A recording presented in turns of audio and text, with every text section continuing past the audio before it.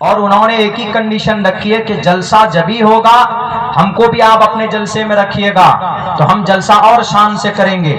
تو وہ اسی سال نہیں بولا، ہر سال ہوتا۔ میر گنج، جھوٹ نہیں بول رہا ہوں، وہ ویڈیو بھی ریکارڈ ہوگا وہاں کا، ہماری تقریر کا، اسپیچ کا، اس جلسے کا دیکھیں گے تو آپ کو دکھے گا وہاں پر یہ چیز۔ یہ لڑنے کا وشے نہیں ہے، اگر ایجنڈا کسی سائیڈ میں ہے، یہ ہندوستان چاہیے، اس طرح کا ہندوستان چاہیے، لڑنے والا ہندوستان نہیں۔ آپ کے گاؤں میں سب مل کر رہتے ہیں، اگر کسی ہندو کو تکلیف پہنچے، کوئی حادثہ ہو گیا تو ٹوٹل مسلمان مل کر ان کا ہیلپ کریں گے۔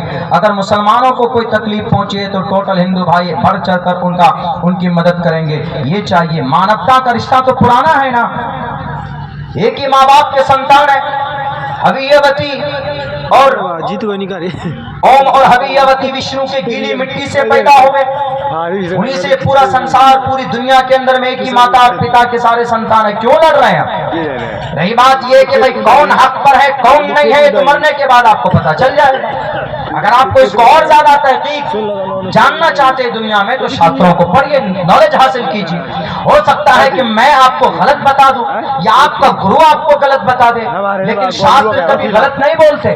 جیسے اگر آپ اسلام پڑھیں گے، قرآن پڑھیں گے، حدیث پڑھیں گے، بخاری پڑھیں گے، ترمذی پڑھیں گے، مسلم پڑھیں گے، تو غلط باتیں آپ کو جانکاری میں نہیں آئیں گی، وہ باتیں آئیں گی جو آپ سے 1450 سال پہلے کہی گئی۔ اسی لیے شری کرشن جی نے کہا تھا کہ تمہیں کہیں پر بھٹکنے کی ضرورت نہیں ہے، بلکہ اپنے شاستر کو پڑھو۔ کسی نیتا، کسی لڑاکو، کسی ادیوگپتی کے بات پر اڑنے کی ضرورت نہیں ہے، بلکہ اپنے شاستروں کو پڑھو۔ تسمات شاسترم پرمانم دھکاریہ اکاریہ، کون سا کام کرنا کون سا نہیں کرنا، کاریہ اکاریہ ویوستھتو گناتوا شاستر ودھانوکتم کرم کرتو میرسی، تو تم کو تمہارے سمسیا کا سمادھان مل جائے گا شاستروں میں۔ شاستروں میں آج بھی بہت ساری باتیں اچھی موجود ہیں، پڑھیے، لیکن ان سے پہلے آپ کوشش کیجئے کہ بھئی آپ نبی پاک علیہ السلام کی جیونی بھی پڑھیں، ہمارے قرآن کو بھی پڑھیے۔ ہمارے قرآن پڑھنے میں بندش نہیں ہے، کوئی بھی پڑھ سکتا ہے، سید پڑھ سکتا، انصاری پڑھ سکتا، کرسچن پڑھ سکتا، جین پڑھ سکتا، بودھ پڑھ سکتا، کوئی بھی پڑھ سکتا۔ جب آپ کو جب من میں آئے، جب جہاں سے پڑھنا چاہیں تو آپ پڑھیے، ہاں لیکن اتنی بات ضرور دھیان میں رکھیں، آپ پوتر ہو جائیں، آپ ناپاک نہ ہو، اس لیے کہ آپ گرنتھ پڑھنے جا رہے ہیں، ایشوریہ گرنتھ پڑھنے جا رہے ہیں، آپ اس کو پڑھیے، پاک صاف من سے پڑھیے، تو انشاءاللہ آپ کو بہت اچھی اچھی وہ باتیں پتہ چلیں گی کہ جن کے بارے میں آپ کو بہت زیادہ متشدد بنایا گیا، بہت زیادہ آپ کے دل و دماغ میں بھوسا بھرا گیا۔ تو سب سے پہلا کام تعلیم کا، دوسرا کام تجارت کا، تجارت کیجیے۔ ہمارے نوجوان 40-50 ہزار روپے ہوتا ہے تو آپ پوپو خریدنے چلے جاتے ہیں کہ سب سے بہتر کیمرہ کس کا ہے، چلو اسی کا خریدیں گے، سیلفی لیں گے۔ میرے پاس جو میرے موبائل ہے کم سے کم 4 سال ہو گئے، لوگ بولتے مولانا آپ کیوں نہیں کرتے؟ ہم نے کہا کہ بھئی ہم کو موبائل سے کیا کرنا، کبھی ٹکٹ بنا لیتے، فون کال ریسیو کرنا ہے۔ رہی بات یہ کہ ہماری لائبریری ہمارے لیپ ٹاپ میں ہے، 22,000 کتابیں الحمدللہ ہمارے لیپ ٹاپ کے اندر موجود ہے، میری لائبریری میں اپنے ساتھ میں لے کر چلتا پھرتا ہوں۔ زیادہ ضرورت کیا، صرف کیمرے کے لیے 50 نہیں، 2.5 لاکھ روپے کا کیمرہ موبائل خریدا جاتا ہے۔ یہودی بچے اتنے طاقتور آج ایسے نہیں ہوئے، 2000 سال تک غلام تھے، کوئی گھر نہیں، کوئی جگہ نہیں، کوئی مکان نہیں یہودیوں کو، ابھی پچھلے 75 سال میں دنیا کے سپر پاور قوم بن گئے ہو۔ 75 سال محنت کی، کس پہ؟ 3 کام، 3 باتوں پر انہوں نے محنت کی۔ تعلیم پر، جو کہ ہمارا پیغام ہے، اقرأ باسمی، یہودیوں نے عمل کیا، اور دوسرا انہوں نے تجارت پر۔ اللہ کے نبی 15 سال کی عمر سے 40 سال کی عمر تک تجارت کیے کہ نہیں کیے؟ تاجر تھے آپ علیہ السلام، تجارت کرتے تھے، آپ کا تجارت پیشہ تھا۔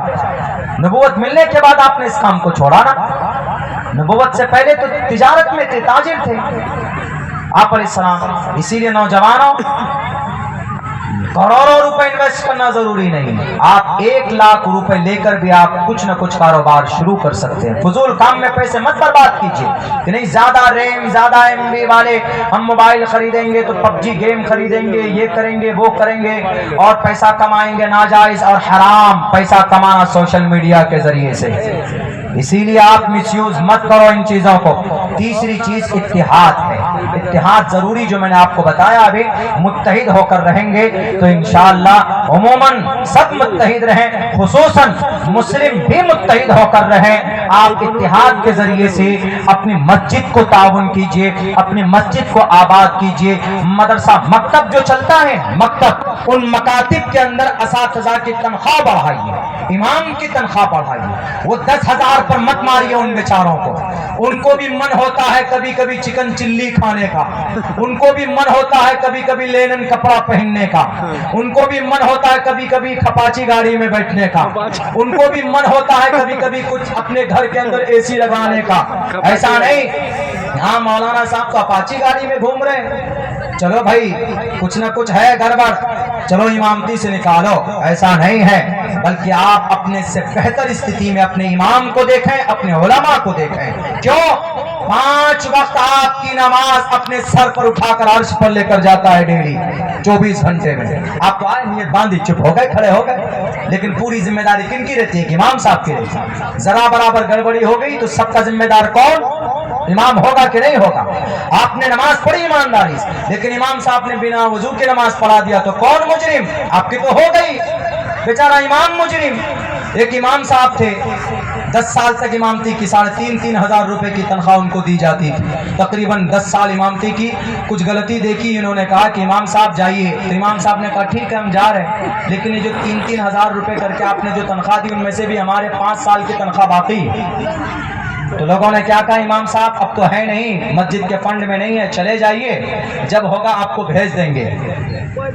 امام صاحب بڑے چالاک, انہوں نے کہا کوئی بات نہیں, آپ نے 5 ہی سال کی تنخواہ ہم کو دی ہے, تو 5 سال ہم نے وضو کے ساتھ نماز پڑھایا, 5 سال بنا وضو کے پڑھایا. بول دیا اور 5 سال کی نماز لوٹاؤ جا کے. خیر یہ تو ویسی بات بول دی جا